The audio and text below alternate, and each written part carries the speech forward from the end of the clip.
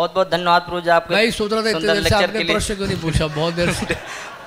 प्रभु जी आपकी कृपा से, गुरु महाराज की कृपा से आज हमारे इस्कॉन का जो संकीर्तन प्रचार इतना सुंदर तरीके से चल रहा है।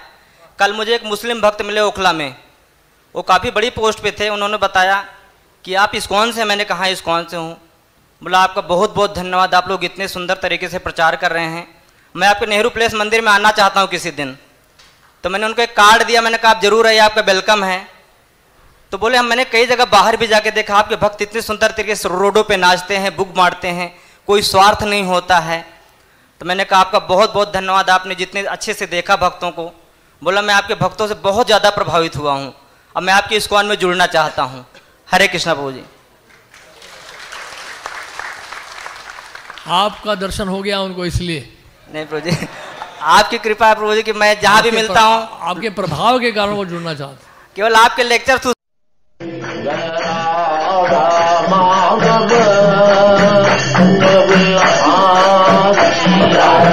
भाग लेने के लिए, और तब जाके उनका हृदय शुद्ध होगा, पवित्र होगा।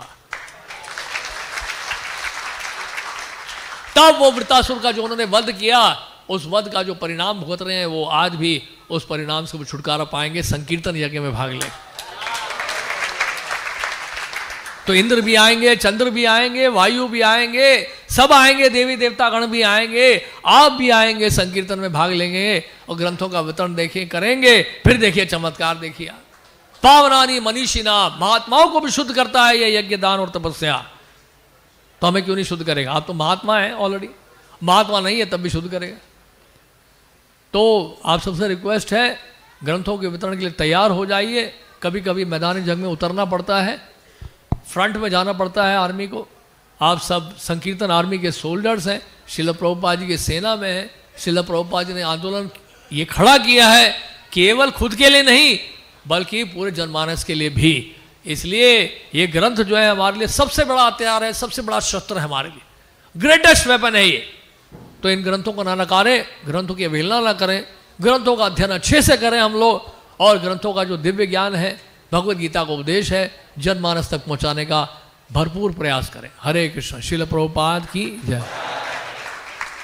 कोई प्रश्न, कोई समीक्षा प्रभु जी?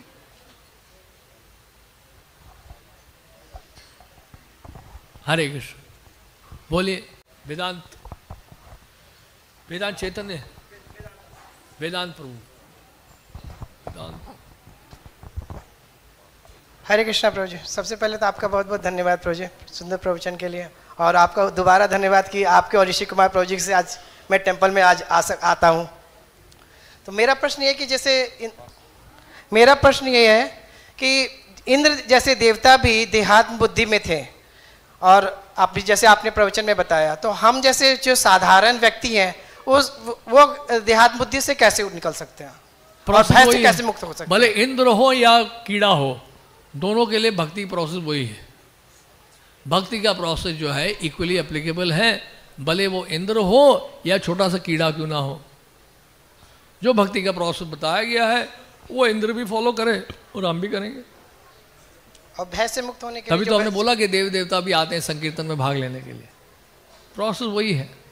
भय सब दूर हो जाएगा, भय की चिंता मत करिए। सर्वधर्मान परित्यज्य माम एकम शरणम व्रज अहम त्वाम सर्व पापेभ्यो मोक्षयिष्यामि मा शुचः।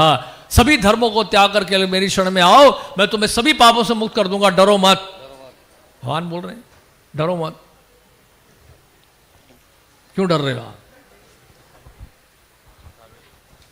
नारायण परायण सर्वे न कुतश्चन भिव्यति, भागवत में लिखा है। हरे कृष्णा प्रभु जी। प्रभु जी मेरा क्वेश्चन ये है कि तात्पर्य में बताया गया था कि हमें आसुरिक टेंडेंसी से मुक्त होना चाहिए, तो हमारे अंदर जो आसुरिक प्रवृत्ति है वो कैसे खत्म होगी? वही अभी बताया ना, सेम प्रश्न है, दूसरे तरीके से पूछा है आपने। वही भक्ति का प्रोसेस है ना, हमने बताया ना। भक्ति का जो प्रोसेस है उसको जितनी गंभीरता से फॉलो करेंगे ये आसुरी प्रवृत्ति हमारी समाप्त हो जाएगी। और बताइए, जिसके पास माइक है उसकी से आवाज निकलेगी। हरे कृष्ण प्रभु जी, दंडवत प्रणाम। आप प्रभु जी जैसे आपने अपराध के बारे में बताया, रूप गोस्वामी जो वो लीला का स्मरण कर रहे थे, सो उसमें मुझे एक क्लेरिफिकेशन चाहिए था। मैंने जुहू में सुना था कि जैसे अपराध जो होता है बहुत उच्च लेवल का होता है, बिना आप जैसे इंटेंशनली करते हैं तो अपराध लगता है, तो इसमें तो रूप गोस्वामी जी तो इंटेंशनली नहीं कर रहे थे। श्रील रूप गोस्वामी से कोई अपराध नहीं हुआ, लेकिन आचार्य लोग ये दृष्टांत के द्वारा हमें समझाने के लिए दिखाते हैं, उनसे क्या अपराध होगा। लेकिन ये पूरे वैश्य समाज के लिए एक शिक्षाप्रद जो है कथा है, प्रसंग है कि हमें कितना सावधान रहना चाहिए, जाने अनजाने में कोई अपराध नहीं करना, ये कहने का मतलब है। जैसे हमारे केस में क्या होता है कि जैसे हम जब बोलते हैं या किसी डिवोटीज को हम बताते हैं, या फिर अगर वैसा हमारा इंटेंशन वैसा ना हो, अगर वो अगर ऐसा इंटेंशनली वो अगर दुखी हो जाते या तो फिर माफी मांग लो, इंटेंशन नहीं भी है तो क्या दिक्कत है, प्रसाद खिला दो। अगर मेरा इंटेंशन नहीं हो, अगर उन्होंने एक्सेप्ट कर लिया तो अपराध लग जाएगा। इंटेंशन हो या ना हो, आप जाके माफी मांग लो, उसमें दिक्कत क्या है। आपसे दुखी हुआ है ना वो, तो दुखी हुआ है तो समझ लो अपराध लग गया है, उसे माफी मांग लो, प्रसाद खिला दो उनको, बस। प्रॉब्लम क्या है इसमें। एक क्वेश्चन और था प्रभु जी। हाँ, जैसे जो गौड़िया वैष्णव जो है, और इसमें जो गौड़िया मठ है और अपने इस्कॉन में जो ये जो संसार दावा हम जो मॉर्निंग में जो प्रोग्राम करते हैं, एज इट इज़ होता है या फिर डिफरेंट? मुझे कुछ पता नहीं है, हमें तो पता है इस्कॉन के सारे टेम्पल्स में हम लोग प्रातःकाल ब्राह्मण मुहूर्त में गुरु अष्टकम का पाठ करते हैं। Hare Krishna, thank you so much प्रभु जी। प्रभु जी आपने जैसे अपराध के बारे में ही बताया, पर कई बार जैसे प्रभु जी सर्विस होता है मैनेजमेंट का, जैसे उसमें कई भक्तों को आपको करेक्शन भी देना पड़ता है, तो उनको बुरा भी लग सकता है, तो उसमें प्रभु जी कैसे समझें कि हम कोई अपराध तो नहीं कर रहे हैं, क्योंकि अगर नहीं बोलेंगे तो सारे भक्त उससे डिस्टर्ब होंगे और वो इक्वल या सीनियर भी हो सकते हैं, तो प्रभु जी आप कैसे उसको मैनेज? सुधारने का तरीका होता है कैसे सुधारा जाए, आप समझ रहे हैं। पॉइंट है कि हमें किसी भक्त को सुधारना है, उसके पीछे भाव हमारा होना चाहिए, हम उस भक्त को हेल्प करना चाहते हैं। सुधारने के कई तरीके होते हैं। एक सुधारने का तरीका है कि उसको पूरा ही हटा दो, सुधर गया। जब है ही नहीं तो समस्या बस जड़ से ही खत्म। ये सुधारना कोई सुधारना नहीं हुआ। पॉइंट है कि सुधारने का मतलब है हेल्पिंग एटीट्यूड होना चाहिए, कंस्ट्रक्टिव होना चाहिए हमारा क्रिटिसिज्म। यानी कि मैं एक पेशेंट को, डॉक्टर जैसे एक पेशेंट को हेल्प करता है, पेशेंट की बीमारी को देखकर उसको रिजेक्ट नहीं करता है, बल्कि पेशेंट को हेल्प करने के मूड से उसको ट्रीट करता है। इसी तरह से हमारा मूड ये होना चाहिए कि डिवोटी बेचारा जो है ये ठीक से फॉलो नहीं कर पा रहा है। अब आपका विचार होना चाहिए, आपकी चिंता ये होनी चाहिए कि मैं कैसे इस भक्त को हेल्प करूं, किसी से गाइडेंस लेके, कुछ डिवोटी की हेल्प लेके, कैसे मैं इस डिवोटी को हेल्प कर सकता हूं, इस पे ज़्यादा मेडिटेट करिए रादर दैन कि अपना स्पीच शुरू कर दो। आप समझ रहे हैं, केवल थियोरेटिकल स्पीच से सारा सोल्यूशन नहीं मिलेगा। आपको देखना पड़ेगा किस किस तरह से इस भक्त को हेल्प किया जा सकता है ताकि सोल्यूशन उसको जो है परमानेंट मिले,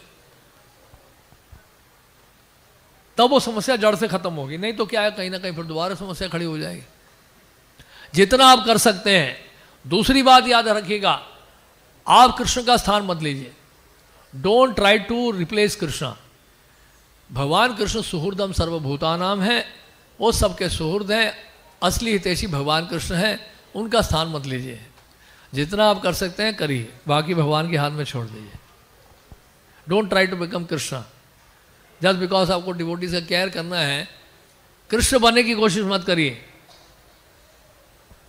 आप सुन रहे हैं बात, बिकॉज कृष्णा में हैव मेनी प्लान्स, उनकी कई सारी योजनाएं हो सकती हैं उस भक्त के लिए। हम आड़े में ना आए, उसके बीच में ना आए, नहीं समझे, धीरे धीरे समझ जाएंगे।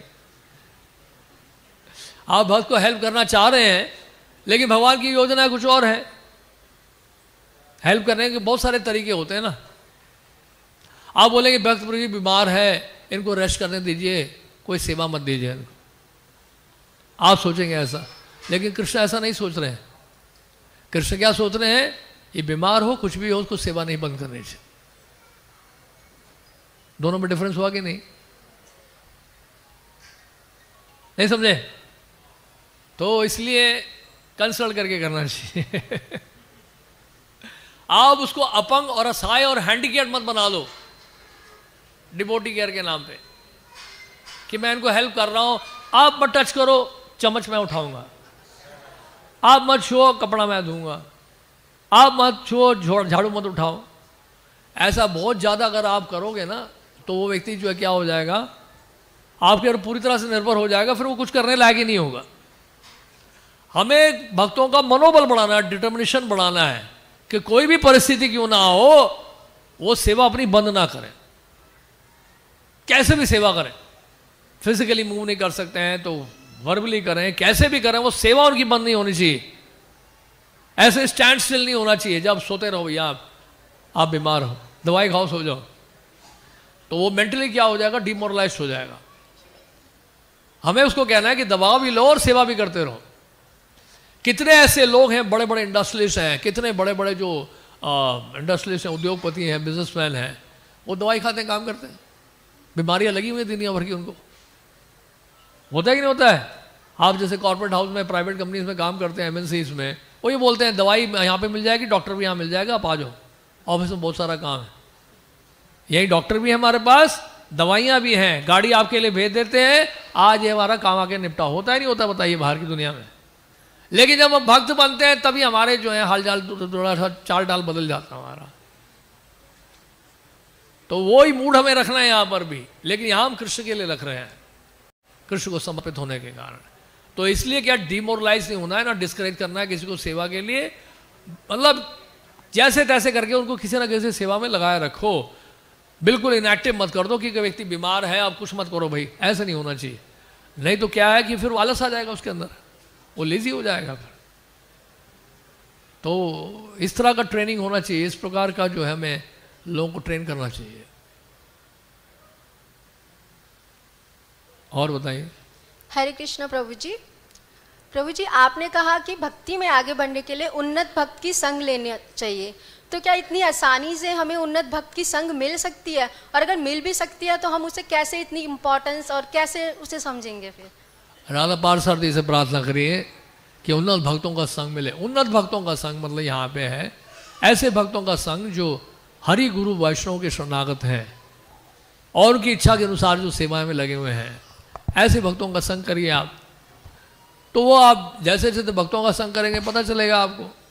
ऐसे स्थान जहाँ पर भक्तों का संग मिलता ही नहीं है, ये सुझाव दिया गया है कि वहाँ पे हमें शास्त्रों का संग करना चाहिए, ग्रंथों का। इन ग्रंथों में शुद्ध भक्तों की चर्चा हुई है, महाभागवतों की चर्चा हुई है, तो उनका संग कर सकते हैं, उनके बारे में सुनकर, उनके बारे में पढ़कर।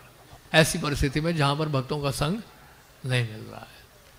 हरे कृष्ण। और बताइए। हरे कृष्ण प्रभु जी, वैष्णव प्रणाम। प्रभु जी, मेरा क्वेश्चन था, जैसे आज के लेक्चर में बहुत सारे इंस्ट्रक्शंस मिले हैं, क्या क्या करना है, क्या क्या अवॉइड करना है, तो उतना जैसे आपने लेक्चर दिया उस टाइम पे तो बहुत हाई क्लास का जोश हो जाता है कि हाँ हमें करना है, पर भी फिर ये धीरे धीरे करके ठंडा होता जाता है। तो ऐसा क्या कर सकते हैं हम कि ये जो जोश है ना बढ़ता रहे, एक्चुअल में बढ़ता रहे? डेली डोज लेना पड़ेगा ना, दवाई का डोज डेली लेना पड़ेगा जब तक ठीक नहीं हो जाते हैं। और ये सोच के चलिए कि हम कभी ठीक नहीं होंगे जब तक संसार में है, जीवन के अंतकाल तक ये डोज लेते रहना पड़ेगा। श्रवण और कीर्तन का डोज डेली बेसिस में लेना है, स्वस्थ हो या ना हो। रोज श्रवण कीर्तन का जो मिनिमम कोटा है उसको पूरा करना है। संख्या पूर्वक नाम गान नति भी काला वसानी कृतौ, षड गोस्वामी अष्टकम में लिखा है। संख्या पूर्वक नाम लेना, प्रार्थना करना, दंडवत इत्यादि करना, श्रवण कीर्तन करना, सब करिए रोज संख्या पूर्वक, काउंटिंग में। वो डेली का कोटा पूरा होना चाहिए, बाकी भगवान के हाथ में छोड़ दीजिए। जैसे संख्या बढ़ती जाएगी सब कुछ ठीक होता जाएगा। ऐसे नहीं कि हफ्ते में एक ही दिन हम लोग श्रवण करें, रोज श्रवण करना है। हमें रोज रोज महामंत्र का जप रोज श्रवण करना है, तब कुछ होगा। ये तो ऐसा है कि जितना आप गुड़ डालोगे उतना मीठा होगा, है कि नहीं? और बताइए। माइक है आपके पास? हरे कृष्णा। हरे कृष्ण। बहुत बहुत धन्यवाद प्रभु जी आपके। मैं सोच रहा था इतने देर से आपने प्रश्न क्यों नहीं पूछा, बहुत देर से। प्रभु जी आपकी कृपा से, गुरु महाराज की कृपा से आज हमारे इस्कॉन का जो संकीर्तन प्रचार इतना सुंदर तरीके से चल रहा है। कल मुझे एक मुस्लिम भक्त मिले ओखला में, वो काफ़ी बड़ी पोस्ट पे थे। उन्होंने बताया कि आप इस्कॉन से, मैंने कहा इस्कॉन से हूँ। बोला आपका बहुत बहुत धन्यवाद, आप लोग इतने सुंदर तरीके से प्रचार कर रहे हैं, मैं आपके नेहरू प्लेस मंदिर में आना चाहता हूँ किसी दिन। तो मैंने उनको एक कार्ड दिया, मैंने कहा आप जरूर आइए, आपका वेलकम है। तो बोले हम, मैंने कई जगह बाहर भी जाके देखा, आपके भक्त इतने सुंदर तरीके से रोडों पे नाचते हैं, बुक मारते हैं, कोई स्वार्थ नहीं होता है। तो मैंने कहा आपका बहुत बहुत धन्यवाद, आपने जितने अच्छे से देखा भक्तों को। बोला मैं आपके भक्तों से बहुत ज़्यादा प्रभावित हुआ हूँ, अब मैं आपके इस्कॉन में जुड़ना चाहता हूँ। हरे कृष्णा प्रभु जी। आपका दर्शन हो गया उनको इसलिए? नहीं प्रभु जी, आपकी कृपा है प्रभु जी कि मैं जहाँ भी मिलता हूँ, आपके प्रभाव के कारण वो जुड़ना चाहते हैं। केवल आपके लेक्चर से उत्साहित होकर आपके उत्साह से और आपके प्रभाव से, आपके प्रचार से वो जुड़ना चाह रहे हैं। आपकी कृपा से के लिए हरे कृष्णा कृष्णा कृष्णा हरे हरे, हरे राम राम केवल आपका आशीर्वाद बना रहे, हम दुनिया को बदल सकते हैं हम लोग। हरे कृष्णा। और कोई प्रश्न? हाँ जी, कैमरामैन माइक दीजिए। क्या हो गया, माइक गुम हो गया? माइक ये है, माइक वाले इधर इधर इधर, कैमरा वाले बहुत देर से हाथ खड़ा किया उन्होंने।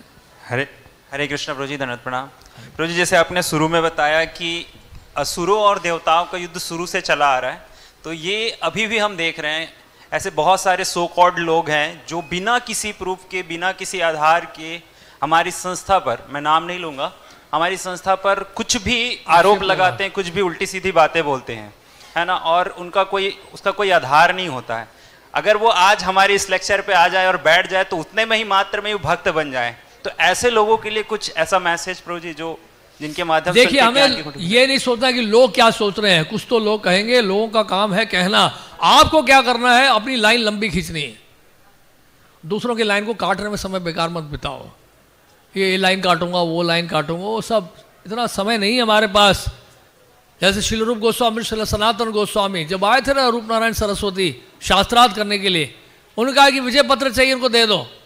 महाप्रभु ने हमें यहाँ पे विवाद और वाद विवाद के लिए नहीं भेजा है, हमें ग्रंथों की रचना करनी है, मंदिरों की स्थापना करनी है, बहुत सारी सेवाएं दी हमें। इनको विजय पत्र चाहिए, दे दो, ले लो भैया विजय पत्र, जाओ, टाइम में वेस्ट मत करो हमारा, ठीक है नहीं। हमें क्या है, लंबी लाइन खींचनी है। जितनी लाइन लंबी खींचते जाओगे, सूर्य उदय होगा, जुगनू अपने आप ही शांत हो जाएंगे। वो कृष्ण भावना का जो सूर्य है उसको उगने दीजिए, जुगनू अपने आप शांत हो जाएंगे। क्यों हम समय खराब करें, कौन कैसा है करके, अपनी चिंता करें हम लोग। और बताइए, और किसी का प्रश्न है? और हाँ जी, यहाँ पे बैठे। अब हो गया आपका, जू वाले हो गए आगे, ये जू वाले पूछ चुके हैं प्रश्न। हरे कृष्णा प्रभु जी, धन्यवाद प्रणाम। प्रभु जी, मेरा प्रश्न ये है कि यहाँ पर वृत्तासुर जो जैसे ये भगवान का ग्लोरिफिकेशन कर रहा था, तो इंद्र इतना हताश हो रहा था, ये वृत्तासुर ऐसे उनको बोल रहा था, ये इमोशनली और फिजिकली भी वो समर्थ नहीं था इंद्र को उस तरह से उसका सामना कर सके। ये असुर रूप में होकर के भी वृत्तासुर उनको कंफ्यूज कर रहा था। और ये तो एक ये साइड है, और दूसरा साइड ये है कि ब्रह्मा जी भी इवन कि भगवान को आते हैं देखने के लिए कि ये भगवान ही है कि कौन है। और ये अजामिल के भी केस में ये जो हमारा ये रहता है, यमराज रहता है, उसका दूत को लड़ाई करना पड़ता है विष्णु दूतों से। तो ये सब पहले ये सब अंडरस्टूड होना चाहिए ना कि ये भगवान कौन है। इनको जाके बताना पड़ता है कि नहीं वो विष्णु दूत से तो उनको लड़ाई नहीं करना चाहिए था। ये तो अंडरस्टूड होना चाहिए कि भगवान। तो ये लोग क्या इंडिपेंडेंट मेंटेलिटी के हो जाते हैं क्या पोजीशन मिलने के बाद? स्वतंत्रता देखिए भगवान ने सबको दी है, हम भी स्वतंत्र रहे ना इतने दिन, अभी धीरे धीरे समझ में आ रहा है। आप प्रभुपाद जी की शरण में आ गए तभी आप पूछ रहे हो ये प्रश्न। आपको भी तो समय लगा ना पूछने में, आपने कितने वर्षों के बाद ये प्रश्न पूछा है देखिए आप। तो इसी तरह से होता है, अनंत कोटि ब्रह्मांड है, कुछ जल्दी पहुंच जाते हैं भगवान के बाद, कुछ धीरे धीरे पहुंच रहे हैं, कुछ कामनाओं से भरे हैं, कुछ कामनाओं से मुक्त हो चुके हैं। लेकिन अगर भगवान की तरफ बढ़ रहे हैं तो धीरे धीरे पहुंच जाएंगे वहां पर। आप समझ रहे हैं इस बात को? तो यमदूत जो है वो जानते हैं वैदिक प्रिंसिपल्स, लेकिन इतना डीपली नहीं जानते हैं। वो भगवान नाम की महिमा, नाम तत्व को इतने गहराई से नहीं जानते थे वो। लेकिन बाद में फिर यमराज जी ने देखा भाई यार तो गलती कर रहे हैं, तब यमराज जी की शिक्षा से बाद में सुधर गए हैं वो। अब नहीं आएंगे बिल्कुल भी भक्तों के पास। यमराज जी का ऑर्डर है, बिल्कुल डायरेक्ट ऑर्डर है उनको, किसी भी भक्त के पास मत जाना। और भक्तों से डरते हैं, यमदूतों को भक्तों से भय लगता है, पता है आपको, भक्तों को देखकर डरते हैं यमदूत सब। तो वो शिक्षा मिल चुकी है उनको, अब वो गलती नहीं करेंगे। हो चुकी है गलती, हो गई तो माफ कर दो उनको आप।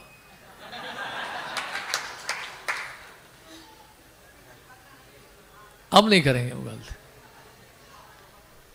ठीक है, तो फिर यहीं विराम देते हैं हम लोग। ग्रंथराज श्रीमद् भागवतम की जय, श्रील प्रभुपाद की जय। हरे कृष्णा। अंतकोटि वैश्य वृंद की जय। तो हम प्रभु जी का धन्यवाद देंगे जोरदार हरे कृष्ण मंत्र के द्वारा। हरे कृष्णा कृष्णा कृष्णा हरे हरे, हरे राम राम राम हरे। कुछ सूचनाएं हैं, 2 मिनट बैठ जाइए, सुनिए ध्यान से। तो आज दोपहर का जो प्रवचन है वो दिया जा रहा है प्रेम रास प्रभु जी के द्वारा। तो यहीं पर होगा, मंदिर में ही, आप समय पर पहुंच जाइएगा जिनको श्रवण करने आना है। और हर बार की तरह जैसे संग डे बोलते हैं, तो मेरे ख्याल से मैराथन आ गया, तो हमें संकल्प डे बनाना पड़ेगा। अब हमें संकल्प लेना पड़ेगा। कितने लोग तैयार हैं बुक डिस्ट्रीब्यूशन के लिए? आवाज कम आ रही है, फिर से बोलिए। तो जैसे प्रभु जी बोलते कुछ संकल्प लेना चाहिए, तो कुछ टारगेट तो लेना चाहिए। कुछ 10 तारीख से शुरू हो जाएगा, इसलिए एकदम तैयार हो जाइए। चाहे तो अभी से कर सकते हैं आप, बुक्स हमारे पास ऑलरेडी हैं, और लेकर ग्रंथों का वितरण शुरू कर सकते हैं।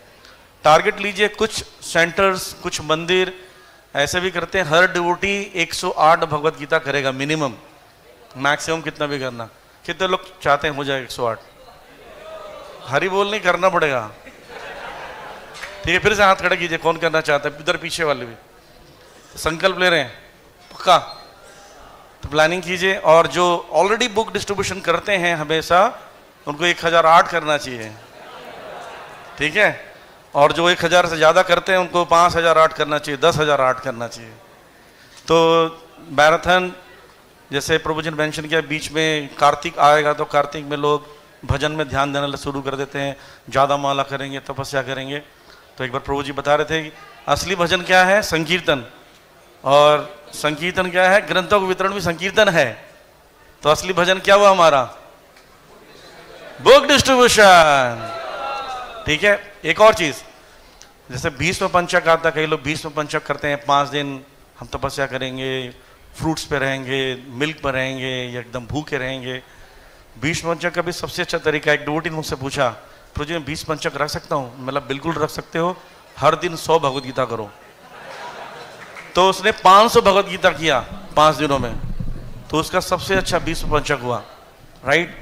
तो ऐसे पूरे महीने आप अगर रोज 100 भी करो तो बहुत सारी भगवत गीता हो सकती है, ठीक है। तो कितने लोग तैयार हैं बुक डिस्ट्रीब्यूशन के लिए? हरे बोल। हरे कृष्ण। एक मिनट, श्रील प्रभुपाद जी शिकागो में 1975 प्रभुपाद जी ने बताया कि विश्वामित्र मुनि को जो 60,000 साल तपस्या करके जो लाभ मिला, कलयुग में वही लाभ आपको मिल सकता है कुछ दिन के संकीर्तन से। और अगर आप कार्तिक मास में, दामोदर मास में संकीर्तन करते हैं, तो सोच लीजिए कितना लाभ मिलेगा उसका अंदाज़ा नहीं लगा सकते कितना पावरफुल होगा। जो कार्तिक व्रत आप रखना चाहते हैं, ये कार्तिक व्रत रखिए कि मैं कार्तिक के महीने में जो है इतने ग्रंथ बांटने का संकल्प लेता हूँ। संकीर्तन में लगिए आपको इतना लाभ मिलेगा कार्तिक महीने का, आप हैरान हो जाओगे। और उसके लिए आपको फास्टिंग करने की जरूरत नहीं है, प्रसाद पा के भी जा सकते हैं। हरे। तो फिर से धन्यवाद देंगे प्रभु जी का कि हर बार प्रभु जी एकदम अपने प्रवचन के द्वारा, शेर की तरह दहाड़ के द्वारा आपको भगवत गीता वितरण में लगा देते हैं। तो एक बार धन्यवाद देंगे हरे कृष्ण मंत्र के द्वारा। हरे कृष्णा कृष्णा कृष्णा हरे हरे, हरे राम राम राम।